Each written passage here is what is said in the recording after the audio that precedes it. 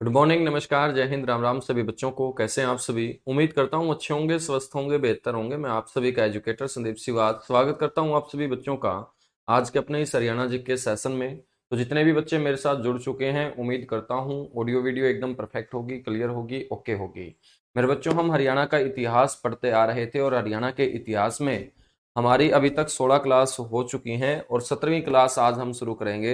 पिछली क्लास में मैंने आप लोगों को हेमू के बारे में बताया था। हेमू जिसका जन्म 1501 ईस्वी के अंदर राजस्थान के अलवर जिले के अंतर्गत आने वाले मातरी गांव में हुआ था। बच्चों, जाति की बात करें तो हेमू की जो जाति थी वो डूसर थी। भाषा की हम बात करें तो इन्हें फारसी और संस्कृत भाषा का ज्ञान था। और इनके शौक की हम बात करें तो बचपन से ही इनको तलवारबाजी और घुड़सवारी का बड़ा शौक था। इनका जो परिवार है वो बच्चों मातरी गांव से हरियाणा के रेवाड़ी के कुतुबपुरा नामक गांव में आकर क्या हो जाता है, बस जाता है। हेमू ने सबसे पहले सूर शासकों की नौकरी शुरू की थी। और हेमू नौकरी करने से पहले बच्चों व्यापार किया करता था और ये व्यापार किया करता था नमक का। तो हेमू पहले नमक का व्यापारी बताया गया। हम बात करें तो शेरशाह सूरी के बेटे इस्लाम शाह के द्वारा हेमू को पहली बार अपना निजी सलाहकार नियुक्त किया गया था। जब हेमू इस्लाम शाह का विश्वास जीत लेता है तो इस्लाम शाह उन्हें और बड़ी जिम्मेदारी देते चले जाते हैं। उनको बाद में मार्केट सुप्रिटेंडेंट गुप्तचर विभाग, जिसे दरोगा ए डाई डाक के नाम से जाना जाता था, इस गुप्तचर विभाग का मुखिया हेमू को ही नियुक्त किया जाता है। 1552-53 के अंदर इस्लाम शाह ने पंजाब का गवर्नर ही नियुक्त करने का काम हेमू को कर दिया था। इस्लाम शाह की मृत्यु हो जाती है 1554 में और इस्लाम शाह का उत्तराधिकारी फिरोज खान बनता है। फिरोज खान की 12 साल की उम्र थी और इस छोटी सी उम्र में जब वो गद्दी पे बैठता है तो लोग इसे सीरियस नहीं लेते। और इस फिरोज खान की हत्या आदिल शाह के द्वारा कर दी जाती है। आदिल शाह ने गद्दी पे बैठते ही हेमू को बच्चों सबसे बड़ा पद दे दिया था, वो था प्रधानमंत्री पद। और कोई भी हिंदू किसी भी मुस्लिम शासक के यहाँ प्रधानमंत्री बनने वाला ये पहला हेमू व्यक्ति था, यानी कि पहला हिंदू था। तो प्रधानमंत्री के पद पर नियुक्त होने वाला पहला हिंदू हेमू उर्फ हेमचंद्र ही हुआ है।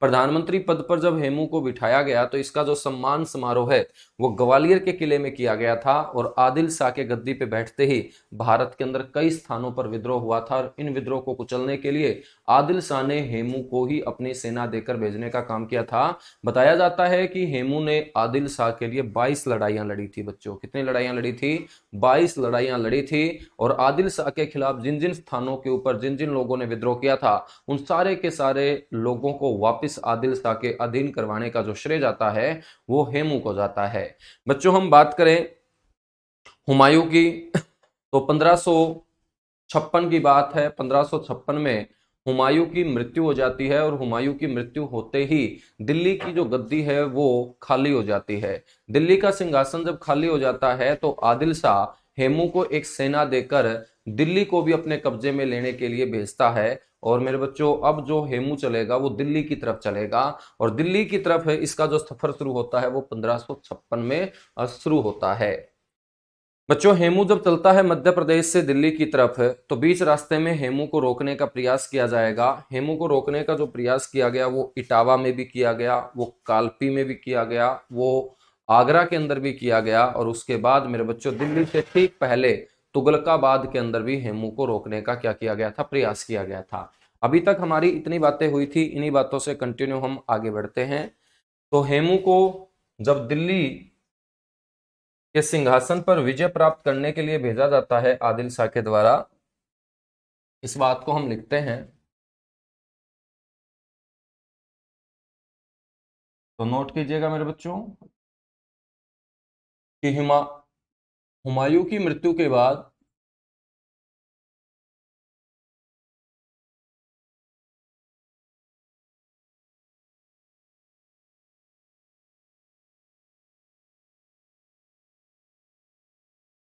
हुमायूं की मृत्यु के बाद आदिल शाह द्वारा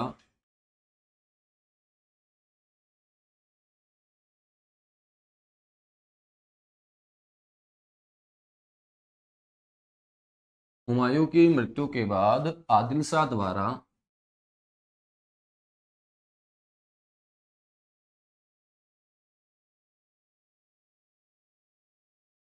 हेमू को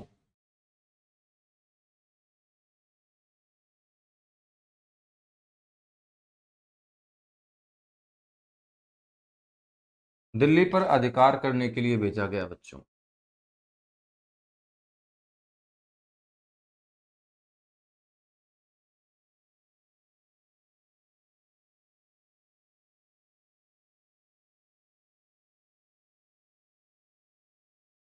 दिल्ली पर अधिकार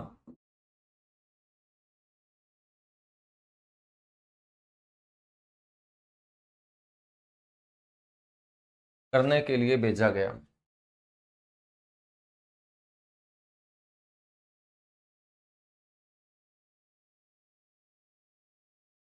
जब हेमू अपनी सेना लेके दिल्ली की तरफ निकला तो बीच रास्ते में मेरे बच्चों इटावा के अंदर हेमू को रोकने का प्रयास किया गया।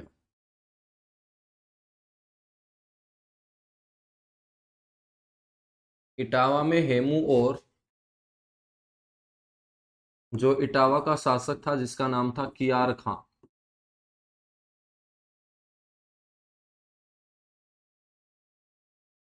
के बीच क्या होती है, लड़ाई होती है।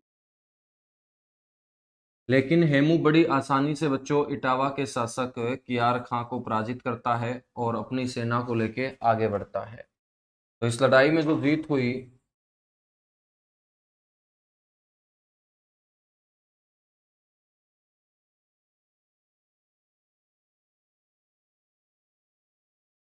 बच्चों वो हेमू की हुई थी। इटावा से आगे हम बात करें, आगरा में लड़ाई की।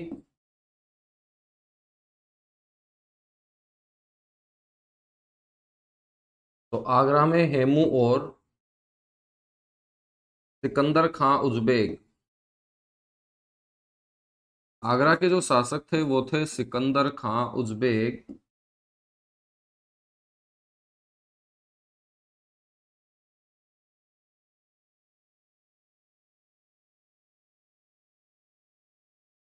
तो हेमू और सिकंदर खां उज़्बेक के बीच क्या होती है, लड़ाई होती है।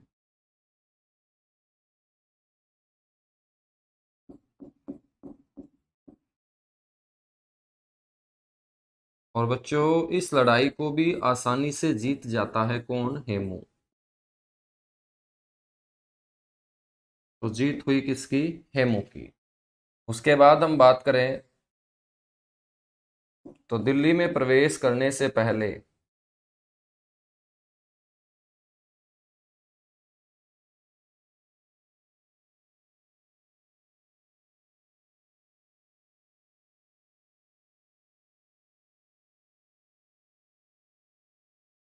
बच्चों तुगलकाबाद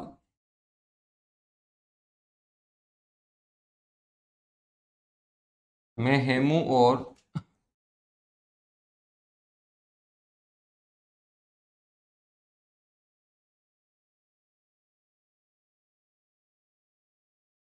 मुगलों के बीच क्या होती है, लड़ाई होती है।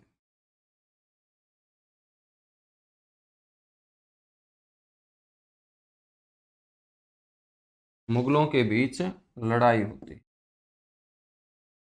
और ये जो लड़ाई हुई थी ये 7 अक्टूबर के दिन हुई थी, 7 अक्टूबर 1556। बच्चों इस लड़ाई को जीतने के बाद हेमू जो है वो दिल्ली में प्रवेश करता है।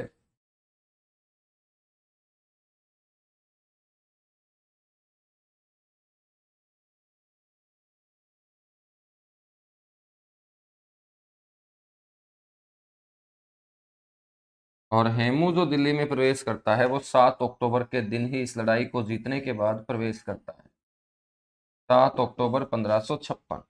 दिल्ली में प्रवेश करते ही दिल्ली की खाली पड़ी गद्दी के ऊपर हेमू जाके बैठता है। तो बच्चों हेमू अपना राज्याभिषेक करवाता है बतौर राजा के तौर पे। तो अफगान कमांडरों की मौजूदगी में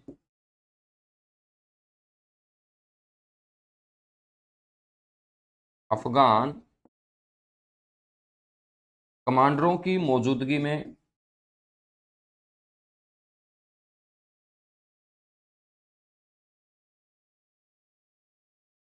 दिल्ली के पुराने किले में हेमू का राज्याभिषेक हो जाता है। हेमू यहाँ पर राजा बनता है पहली बार।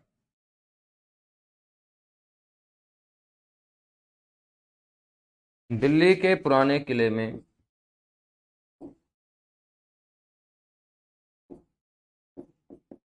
राज्याभिषेक।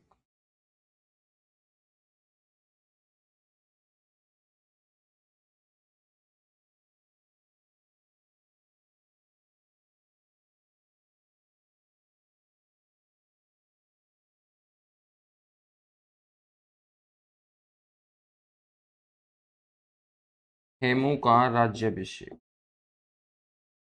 बच्चों, दिल्ली की गद्दी पे बैठते ही, राजा के तौर पे राज्याभिषेक होते ही, ये अपने आप को विक्रमादित्य घोषित करता है। ठीक है, तो दिल्ली की गद्दी पर बैठते ही हेमू ने शिवम को विक्रमादित्य घोषित किया था। विक्रमादित्य कोई शासक हुआ है जो अपनी जिंदगी में कोई भी युद्ध नहीं आ रहा था, और आदिल शाह के लिए 22 लड़ाइयां लड़ने वाला हेमू भी एक भी लड़ाई नहीं आ रहा था। इसलिए बच्चों, इसने अपने आप को विक्रमादित्य के साथ कंपेयर किया और अपने आप को विक्रमादित्य घोषित करने का काम किया। तो दिल्ली की गद्दी पर बैठते ही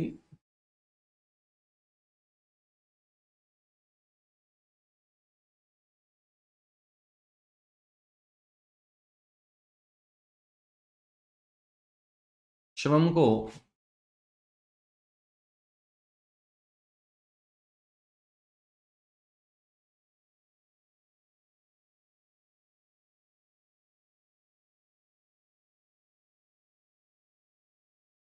विक्रमादित्य घोषित किया।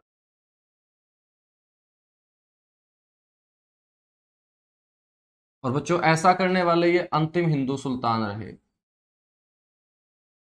दिल्ली की गद्दी पे बैठ के शिवम को विक्रमादित्य घोषित करने वाले ये क्या थे? अंतिम हिंदू सुल्तान थे।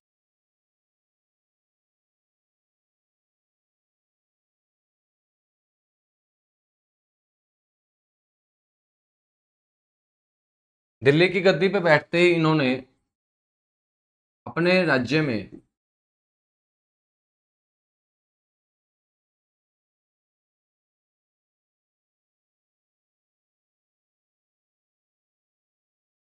हेमू द्वारा अपने राज्य में गाय का जो वध है वो निषेध घोषित कर दिया था। गाय का वध नहीं किया जाएगा हेमू के राज्य के अंदर। ये हेमू ने प्रमाण सुना दिया था कि आज के बाद जितने भी गोहत्थे हैं, जहां पर गायों को मारा काटा जाता है, वो सारे के सारे बंद हो जाने चाहिए। तो गद्दी पे बैठते ही सबसे अच्छा काम इसने ये किया था। बच्चों, शिवम के नाम के इन्होंने सिक्के भी चलाए थे। गद्दी पे बैठते ही हेमू ने शिवम के नाम के क्या चलाए थे?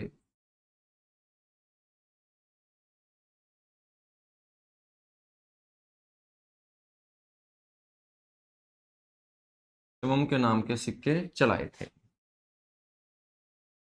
बच्चों, हेमू ने कुल 29 दिन शासन किया था।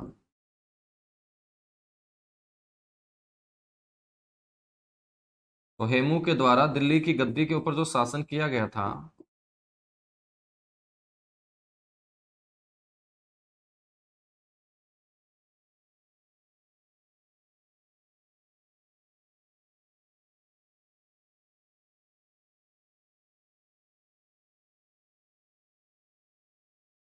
वो कितने दिन किया गया था? 29 दिन किया गया था। ठीक है, तो ये आप लोगों को ध्यान रखना है कि कितने दिन शासन किया गया था।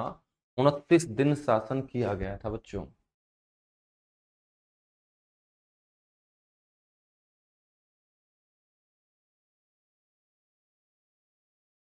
अब देखिएगा, जब हेमू दिल्ली की गद्दी पे बैठा तो उसी दौरान बैरम खान ने, जो हुमायूं का दोस्त था, उसने हुमायूं के बेटे अकबर का बच्चों कलानौर के अंदर राज्याभिषेक कर दिया था। क्योंकि हुमायूं की मृत्यु का हो जाना, दिल्ली की गद्दी का खाली हो जाना, बच्चों सीधी सी बात है कि हुमायूं का बेटा ही उस गद्दी के ऊपर बैठेगा। उस गद्दी का उत्तराधिकारी हुमायूं का बेटा ही होगा। और हुमायूं का बेटा अकबर था, जिसकी उम्र 1556 में मात्र 13 साल थी। और जब दिल्ली की गद्दी खाली हो चुकी थी, बैरम खां को यह पता लग चुका था कि हेमू अपनी एक विशाल सेना लेके दिल्ली की गद्दी के ऊपर बैठने के लिए आ रहा है। तो बच्चों, बैरम खां को कुछ नहीं सूझता है। बैरम खां एक खाली ईंटों से सिंहासन बनाता है और उन ईंटों से बने हुए सिंहासन के ऊपर बैठा के पंजाब के कलानौर नामक स्थान पर अकबर का क्या कर देता है, राज्याभिषेक कर देता है और अकबर को दिल्ली का राजा घोषित कर दिया जाता है। लेकिन दिल्ली की गद्दी के ऊपर कौन बैठ चुके थे, हिंदू सुल्तान हेमू बैठ चुके थे। तो हेमू को दिल्ली की गद्दी से हटाने के लिए बैरम खां अपनी विशाल सेना लेके पंजाब से चलता है दिल्ली की तरफ। और जब इस बात का पता चलता है हेमू को, जो दिल्ली की गद्दी पे बैठे हुए थे, कि अकबर और अकबर के संरक्षक बैरम खां एक विशाल सेना लेके दिल्ली की गद्दी के ऊपर कब्जा करने के लिए आ रहे हैं, तो हेमू बच्चों दिल्ली की गद्दी से उठ के इनको रोकने का काम करेगा पानीपत के अंदर। और पानीपत के अंदर दोनों के दोनों सेनाओं के बीच घमासान युद्ध होगा। इसे हम बोलते हैं second battle of Panipat, Panipat का दूसरा युद्ध। तो मेरे बच्चों अब होगी पानीपत की दूसरी लड़ाई, पानीपत का दूसरा युद्ध। तो आपसे कोई पूछ ले कि पानीपत का दूसरा युद्ध कब हुआ था, तो आपको सिर्फ वर्ष याद नहीं रखना है, आपको दिन भी याद रखना है कि सर वो दिन था 5 नवंबर का, और साल आप सभी को पता है कि सर वो साल था 1556 का। तो 5 नवंबर 1556 को पानीपत की दूसरी लड़ाई लड़ी जाती है। मेरे बच्चों ये जो लड़ाई लड़ी गई थी, ये लड़ी गई थी अकबर, जिसे जलाल खान के नाम से जाना जाता है, वर्सेस हेमचंद्र। हेमचंद्र बच्चों, अकबर की जो उम्र थी इस युद्ध के अंदर मात्र 13 साल थी। और आप सभी को यह पता होगा कि 13 साल का बच्चा कोई युद्ध नहीं लड़ सकता। तो इसकी तरफ से जो युद्ध लड़ रहे थे वो कौन थे, बैरम खां। संरक्षक कौन थे बच्चों, बैरम खां थे। बताया जाता है कि हेमू इस युद्ध के अंदर जिस हाथी के ऊपर बैठा हुआ था, उस हाथी का नाम था बच्चों हवाई।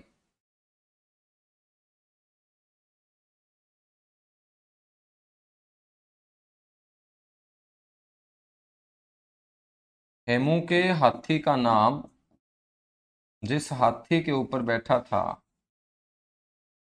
हेमू, वो हवाई था। बताया जाता है कि हेमू ये युद्ध जीतने ही वाला था। हेमू की जो सेना है यहाँ 3 भागों में बांटी गई थी इस युद्ध में।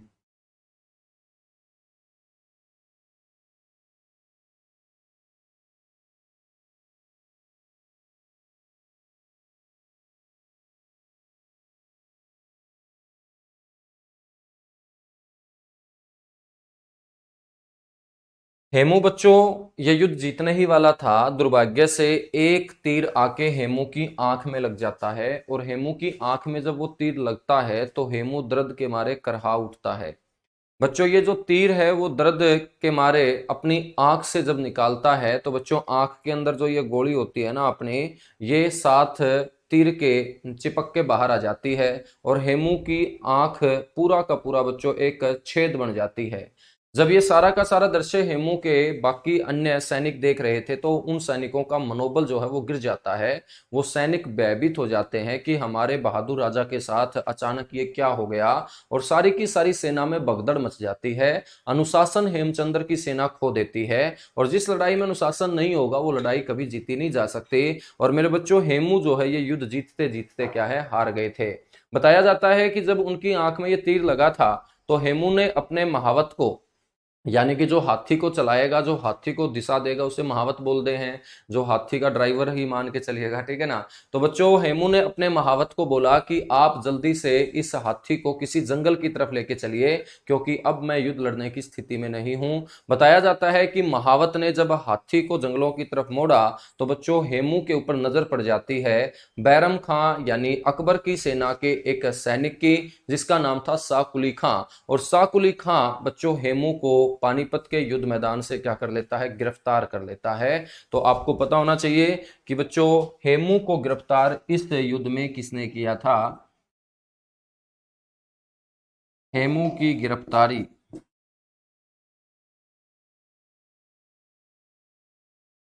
तो हेमू की जो गिरफ्तारी है बच्चों, वो की गई थी साकुली खां के द्वारा। और साकुली खां अकबर के दुश्मन हेमचंद्र को गिरफ्तार करके लेके चला जाता है सैदापुर गांव के अंदर। सैदापुर गांव पानीपत जिले का गांव है।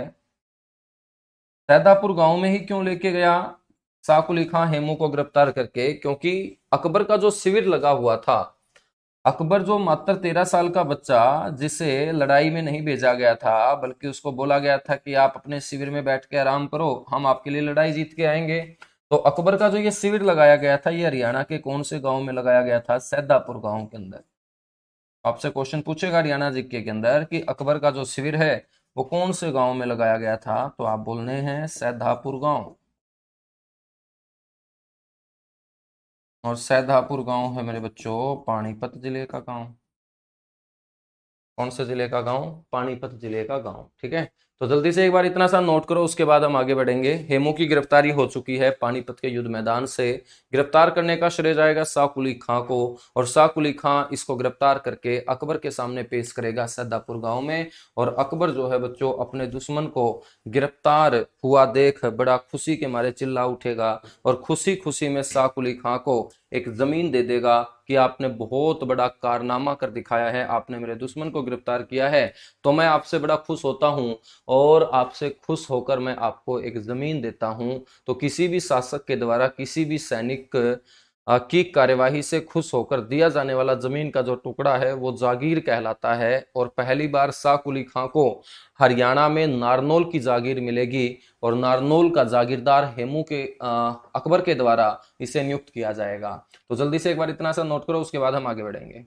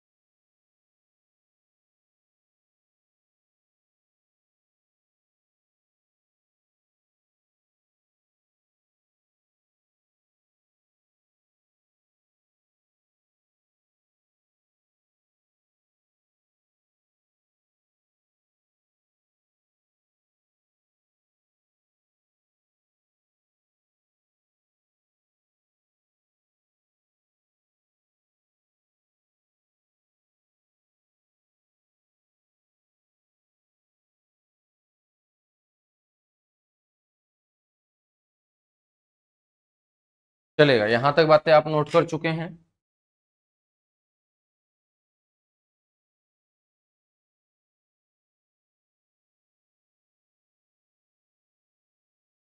तो मेरे बच्चों, काकुली खान ने जब गिरफ्तार किया हेमचंद्र को, तो अकबर के द्वारा साकुली खां को नारनौल की जागीर दी जाती है।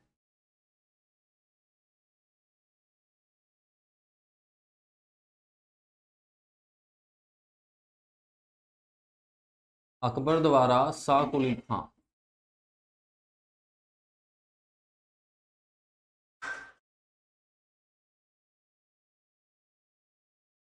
को नारनौल का जागीरदार नियुक्त किया जाता है। नारनौल महेंद्रगढ़ जिले का हिस्सा है।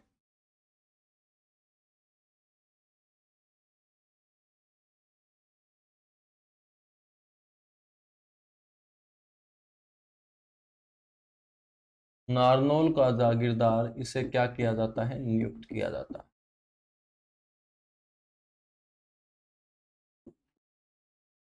बच्चों, युद्ध मैदान से पीछे पीछे साकुली खां के बैरम खां भी वहां पहुंच जाता है, और बैरम खां गुस्से में था ही। तो बैरम खां बच्चों अपनी तलवार निकालता है और हेमू का जो सिर है वो धड़ से अलग कर देता है। तो यहां पर हो जाएगी हेमू की हत्या।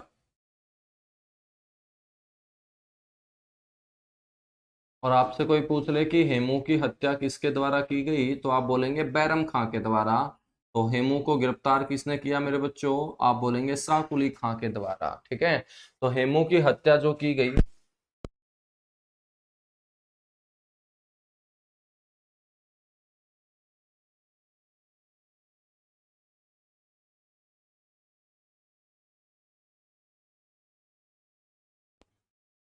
बैरम खां के द्वारा जब हेमू की हत्या की जाती है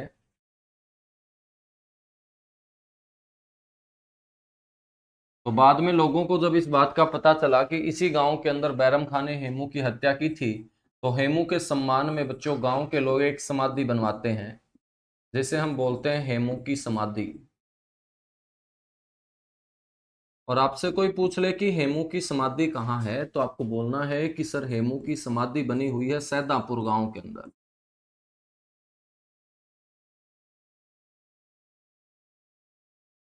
और सैदापुर गांव या सादोपुर गांव ये है बच्चों पानीपत जिले का गांव, पानीपत जिले का गांव। ठीक है, तो ये था हमारी पानीपत की दूसरी लड़ाई। पानीपत की दूसरी लड़ाई के बाद हम बात करें तो अकबर जो है बच्चों वो दिल्ली की गद्दी के ऊपर बैठता है।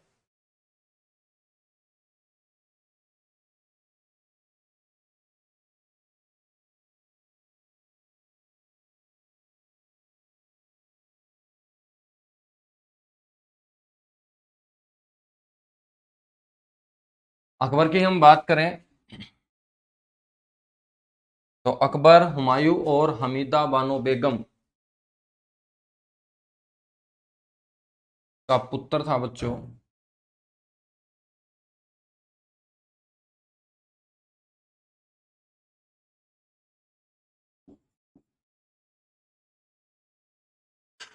हुमायूं की मृत्यु के बाद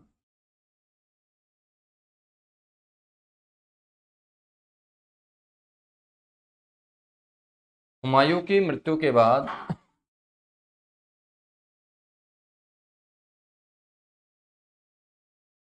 दिल्ली का शासक कौन हुआ है बच्चों? अकबर हुआ है। अकबर ने दिल्ली की गद्दी पे बैठने के बाद क्या क्या काम करवाए हरियाणा के अंदर? आपको ध्यान रखना है, मेवात अक्षेत्र के पल्ला गांव में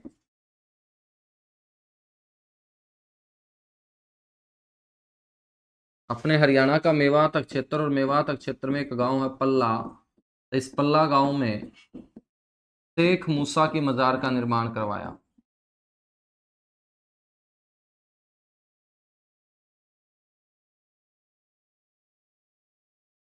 शेख मूसा की मजार का क्या करवाया? निर्माण करवाया।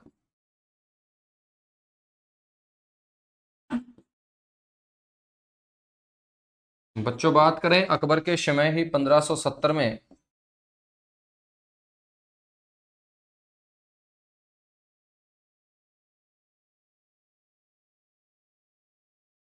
अकबर के समय 1570 में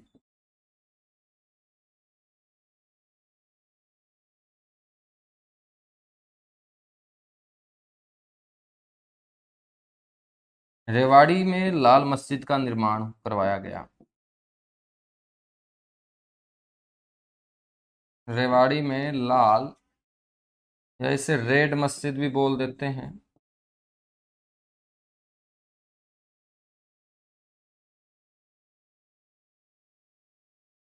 का निर्माण बच्चों करवाया गया था।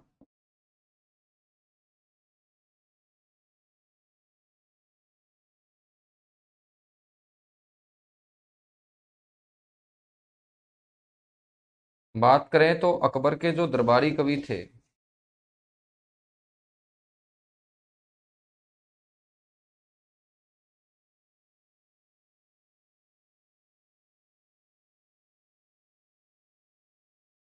वो अबुल फजल थे।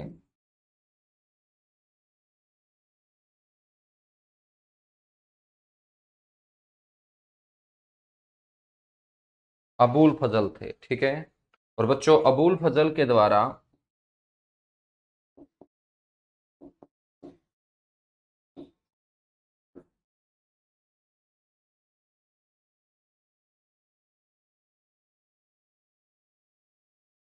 ब्रह्म सरोवर कुरुक्षेत्र को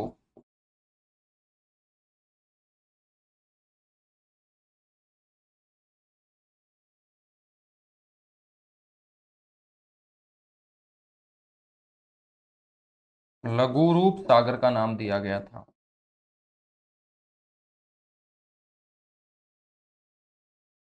लघु रूप सागर कहा गया? तो क्वेश्चन ये बड़ा इंपॉर्टेंट है कि कुरुक्षेत्र में बना हुआ ब्रह्म सरोवर को लघु रूप सागर किसने कहा? तो तुम बोलोगे अबुल फजल ने कहा। तो अबुल फजल कौन थे? अकबर के दरबारी कवि थे। अबुल फजल के द्वारा मेरे बच्चों अकबरनामा और आईने अकबरी की रचना की गई।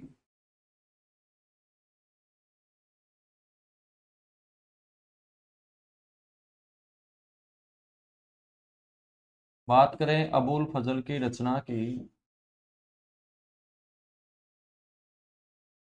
तो अबुल फजल की रचना में आईने अकबरी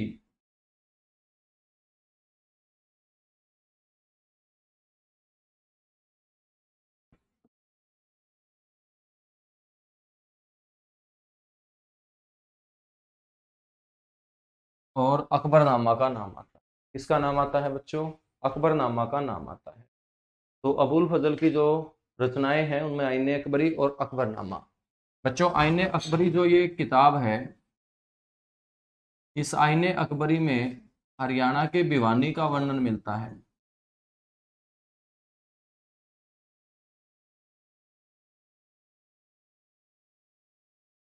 आईने अकबरी में भिवानी का नाम बानीग्राम।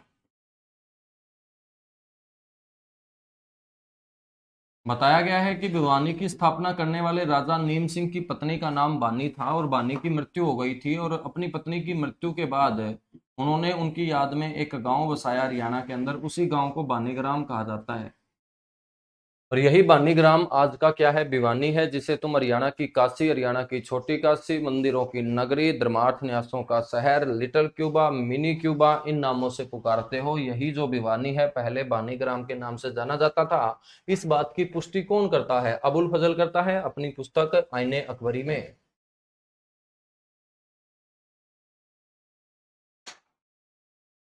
नेक्स्ट हम बात करें बच्चों,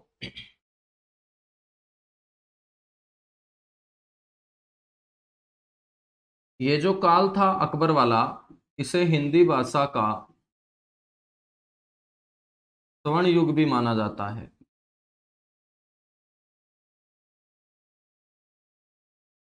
अकबर का जो समय रहा, इसी समय हिंदी भाषा को बढ़ावा मिला था। तो अकबर जो काल है ये हिंदी भाषा का स्वर्णिम युग भी माना जाता है। बच्चों अकबर के नौरत्नों में शामिल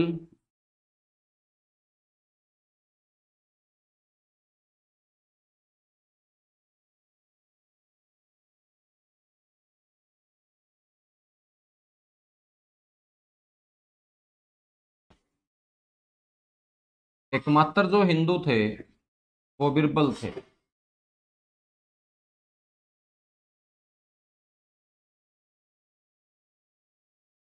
बिरबल थे, ठीक है। बताया जाता है कि बिरबल का जो जन्म है वो बूडिया नामक गांव यमुनानगर में हुआ था।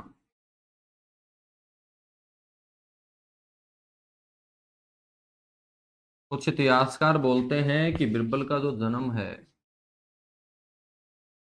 वो बूडिया गांव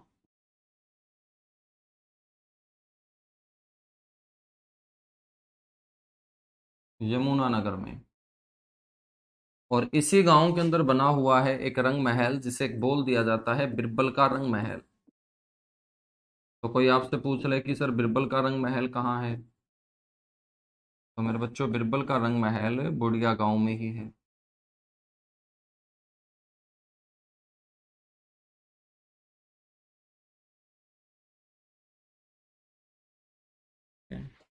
ध्यान रखिएगा बिरबल का नारनौल के अंदर भी आना जाना लगा रहता था।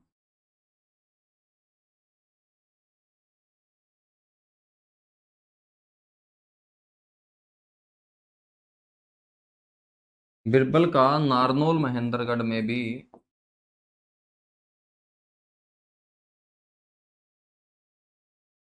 आना जाना मेरे बच्चों लगा रहता था।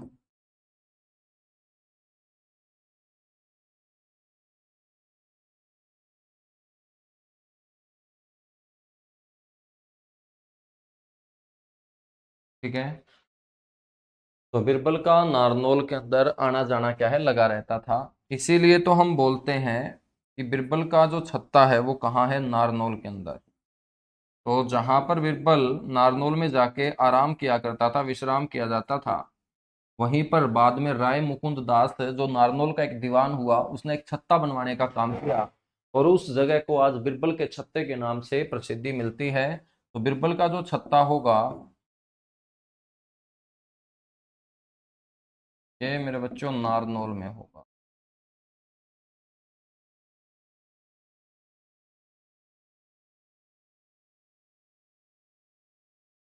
बच्चों नारनौल के अंदर एक और व्यक्ति का आना जाना लगा रहता था।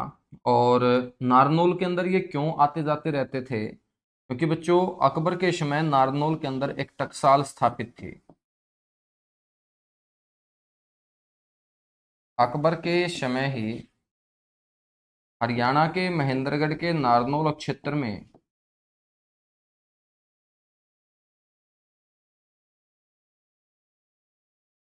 एक टकसाल स्थित होती थी।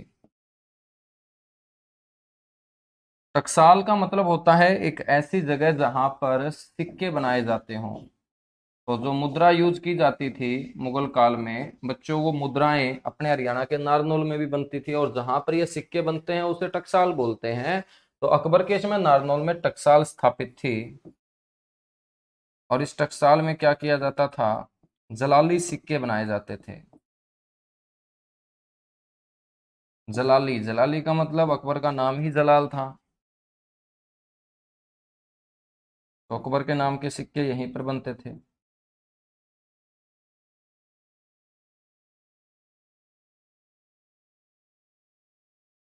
जलाली सिक्के बनाए जाते थे, ठीक है। अकबर के जो वित्त मंत्री थे वो टोडरमल थे।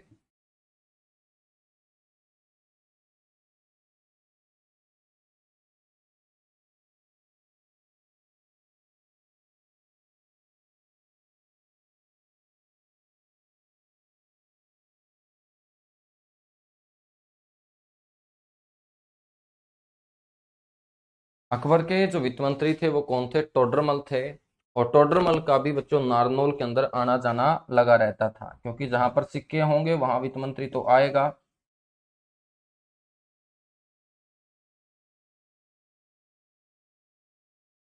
तो टोडरमल का भी आना जाना कहाँ लगा रहता था, नारनौल के अंदर।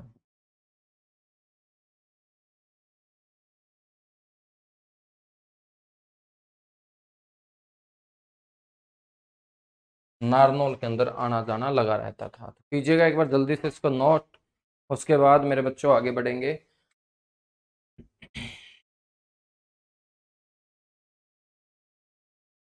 तो हरियाणा के अंदर अकबर के बारे में इतनी सी बातें आपको ध्यान रखनी है, ठीक है। बाकी अकबर के बारे में इंडियन हिस्ट्री में बहुत कुछ आप पढ़ोगे।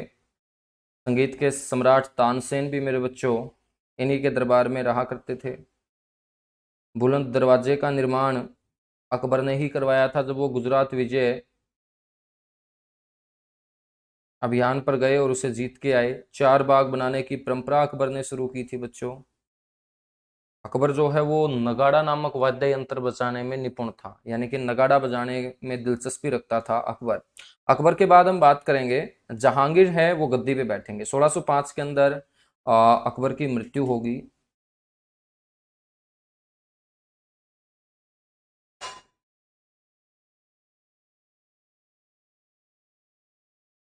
और उसके बाद मेरे बच्चों जहांगीर जो है, जो अकबर का ही बेटा था, वो गद्दी पे बैठेगा।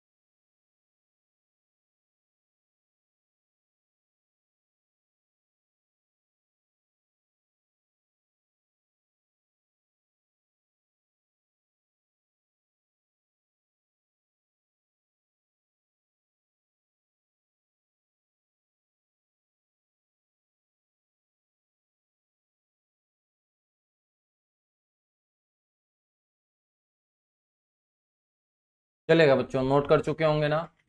तो अकबर के बाद गद्दी पे बैठेगा कौन? जहांगीर।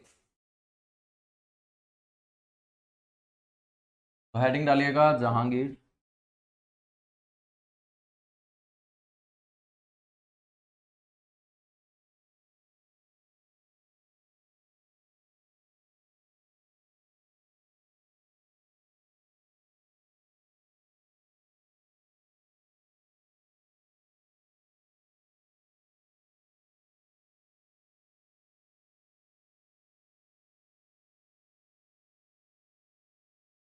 हम बात करें तो जहांगीर जो है बच्चों, ये गद्दी पर बैठता है 1605 ईस्वी में।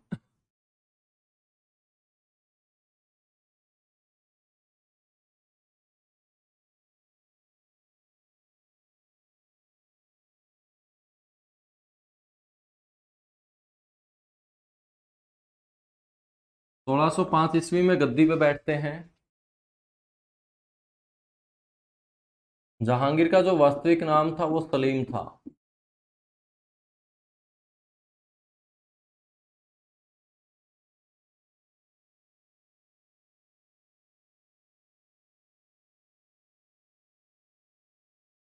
बच्चों हम बात करें तो जहांगीर के दरबार में ही, जहांगीर के समय ही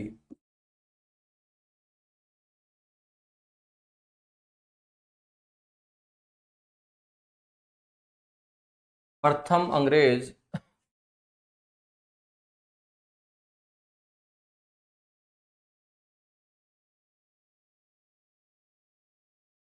हॉकिंस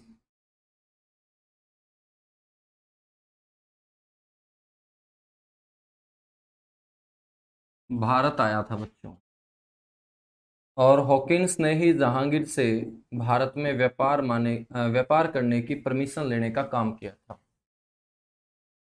तो जहांगीर ने ही अंग्रेजों को भारत में व्यापार करने की क्या दी थी? अनुमति दी थी।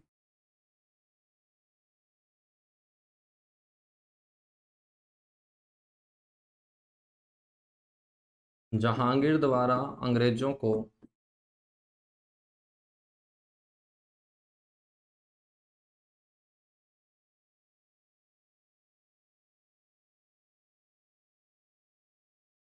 भारत में व्यापार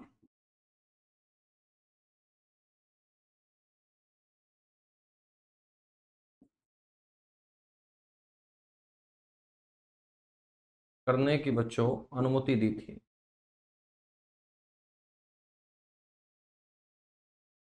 चित्रकला का स्वर्णिम युग इसी जहांगीर के समय को माना जाता है।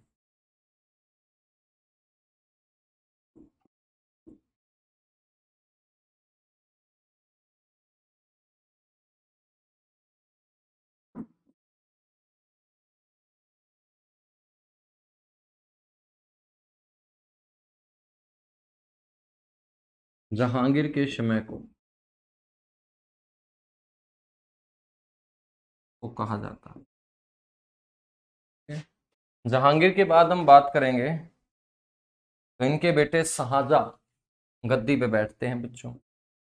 हरियाणा के अंदर जहांगीर ने कोई खास काम नहीं करवाए, तो हरियाणा जीके में कोई ज्यादा क्वेश्चन जहांगीर से नहीं पूछेगा। ज्यादा क्या, कोई भी क्वेश्चन नहीं पूछेगा। बात करेंगे शाहजहां की।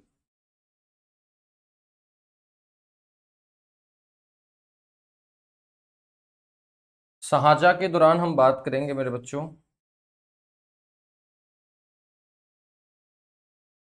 ये स्थापत्य कला का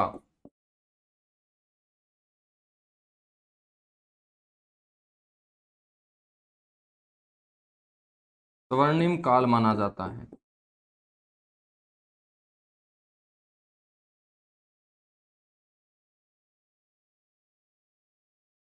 स्थापत्य का मतलब बहुत सारी जो आज ऐतिहासिक इमारतें हम पढ़ते हैं, तो उन ऐतिहासिक इमारतों में जिसमें दिल्ली का लाल किला है,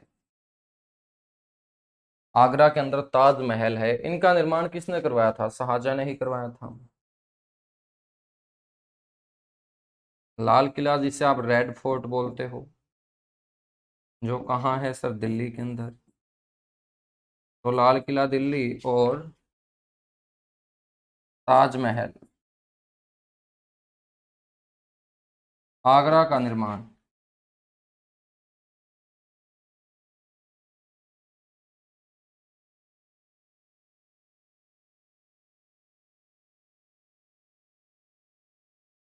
किसने करवाया है? शाहजहां ने ही करवाया है। ठीक है बच्चों।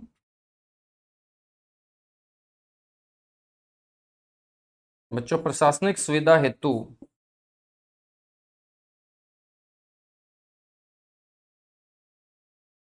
प्रशासनिक सुविधा हेतु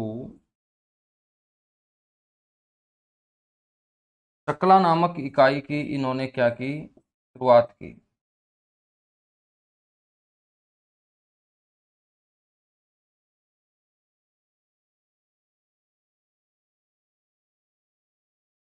चकला नामक इकाई की क्या की मेरे बच्चों? शुरुआत की। और हरियाणा के अंदर भी इन्होंने एक चकला स्थापित किया, वो चकला है हिसार।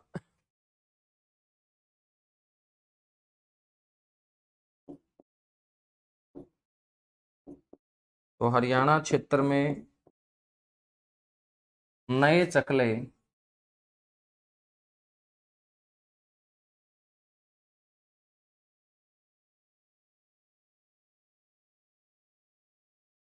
हिसार की क्या की है? स्थापना।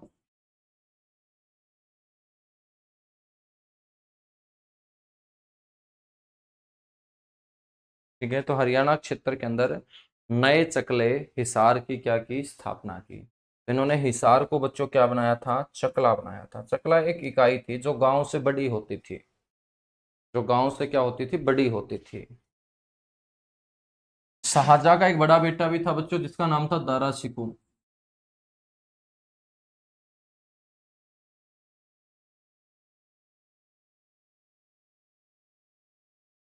और शाहजहां के बेटों में हम बात करेंगे तो एक आपको ध्यान रखना है दारा शिकोह,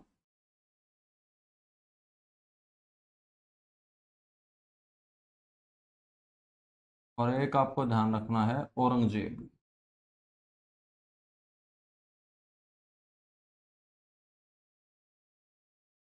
दारा शिकोह व औरंगजेब। ठीक है। हम बात करें तो दारा शिकोह जो है बच्चों, ये हरियाणा के पलवल में रहा करता था। एक ऐसा मुसलमान जो हिंदुओं के ग्रंथों में रुचि रखता था, वो दारा शिकोह ही हुआ है।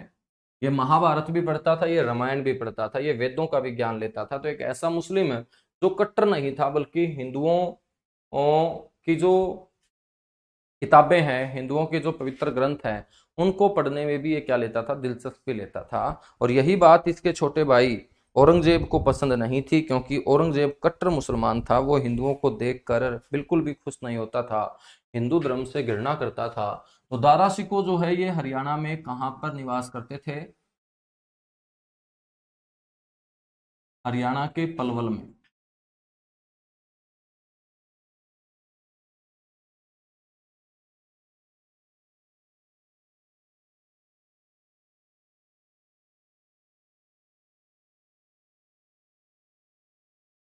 रहते थे बच्चे।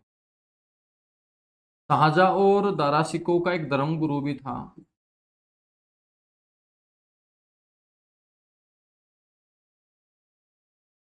और शाहजहां और दारा शिकोह के धर्मगुरु का नाम था।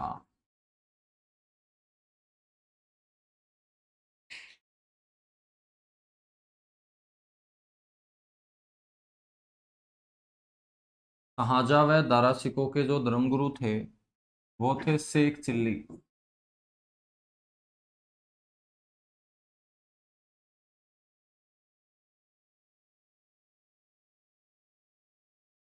शेख चिल्ली।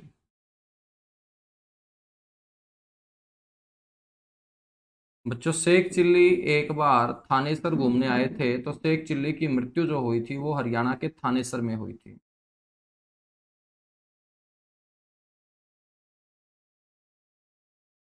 शेख चिल्ली की मृत्यु जो हुई थी वो थानेसर में हुई थी, और थानेसर में मृत्यु हुई तो थानेसर के अंदर ही इनको दफना दिया गया था। जहां पर मुसलमानों को दफना दिया जाता है उसे कब्र बोलते हैं, और कब्र के ऊपर खड़ी की गई इमारत मकबरा कहलाती है। तो मेरे बच्चों शेख चिल्ली का जो मकबरा है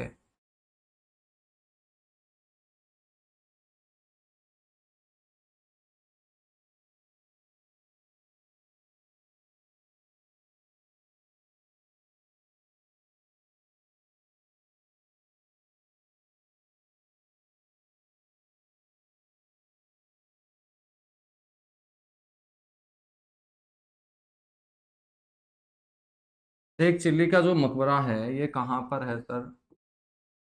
थानेसर। और थानेसर कहाँ है? कुरुक्षेत्र में। बच्चों ये जो शेख चिल्ली है इनका वास्तविक नाम क्या था? शाहजहां और दारा सिकों को धर्म के रास्ते पे लाने वाले शेख चिल्ली का वास्तविक नाम जो बताया जाता है वो अब्दुल करीम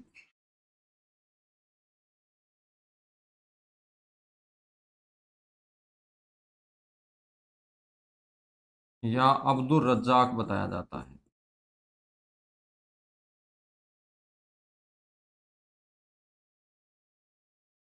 ठीक है। मकबरे का जो निर्माण करवाया था बच्चों वो दारा सिकों ने करवाया था।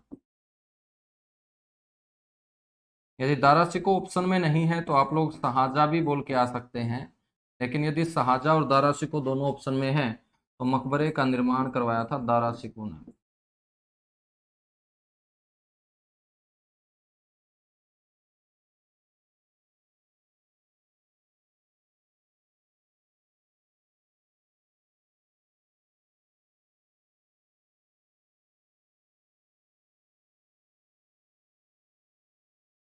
मकबरे का जो निर्माण करवाया था वो किसने करवाया था? वो दारा सिकों ने करवाया था।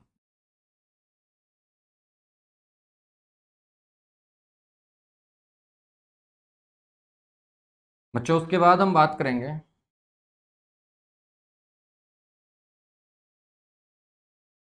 कि 1958 1958 में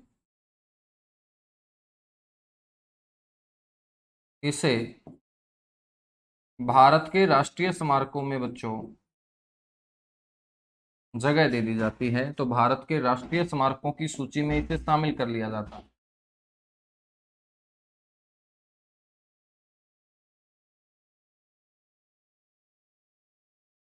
भारत के राष्ट्रीय स्मारकों की सूची में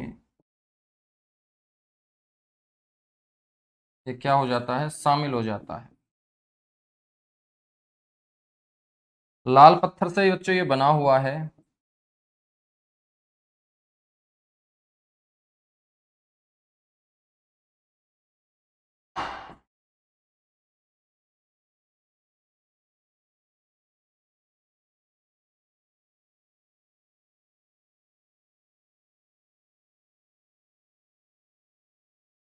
लाल संगमरमर पत्थरों से ये बना हुआ है।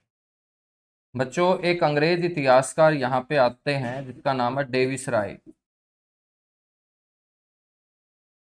और डेविस राय के द्वारा लोगों को बताया जाता है कि मैं भारत के सारे मकबरों को देख चुका, लेकिन मेरे को ताजमहल के बाद जो दूसरा सबसे सुंदर मकबरा लगा है वो डेविस राय के अनुसार बच्चों थानेसर के अंदर बना हुआ शेख चिल्ली का मकबरा लगा है। तो डेविस राय के अनुसार ताजमहल के बाद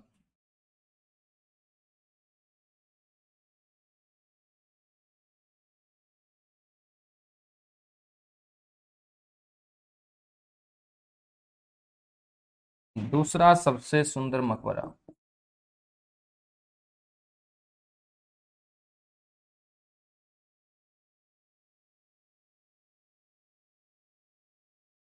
दूसरा सबसे सुंदर मकबरा।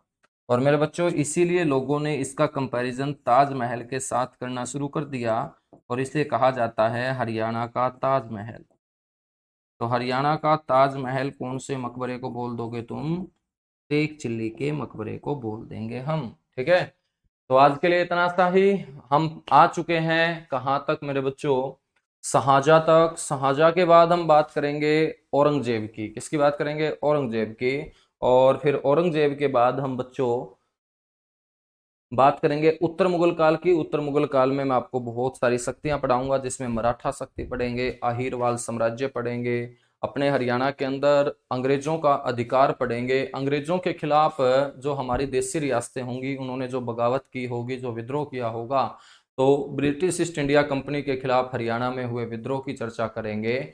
साथ के साथ हम चर्चा करेंगे पूरी की पूरी 1857 की क्रांति की। 1857 की क्रांति के बाद मैं आपको आधुनिक इतिहास के बारे में थोड़ा बहुत बताऊंगा, और इसी के साथ मेरे बच्चों हमारा जो हिस्ट्री सेक्शन है ना वो कंप्लीट हो जाएगा। तो मात्र 3-4 क्लास और मान के चलिएगा, या मैक्सिमम 5 क्लास मान के चलिएगा, तो आपका जो हिस्ट्री सेक्शन है वो क्या हो जाएगा, कंप्लीट हो जाएगा। ठीक है, चलेगा। Thank you, bye bye, good luck. आप सभी को ढेर सारा प्यार। आप लोग ऐसे ही पढ़ते रहिएगा, और बाकी मिलेंगे जल्दी ही नेक्स्ट क्लास में। Thank you.